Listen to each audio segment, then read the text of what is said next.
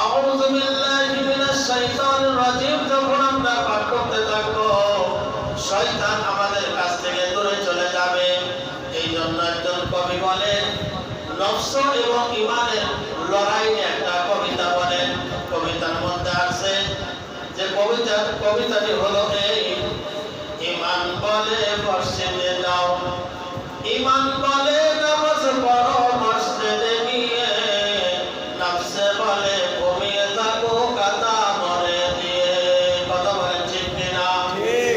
ঈমান বলে নামাজ পড়ো মসজিদে গিয়ে, নফসে বলে ঘুমিয়ে থাকো কাতা মরে দিয়ে। ঈমান বলে হজ করো মক্কা শরীফ গিয়ে, নফসে বলে আনন্দ করো আরো কিছুদিন ধরে। ঈমান বলে যাকাত দিলে আল্লাহ খুশি হয়, নফসে বলে যাকাত দিলে গরিব হয়ে যায়।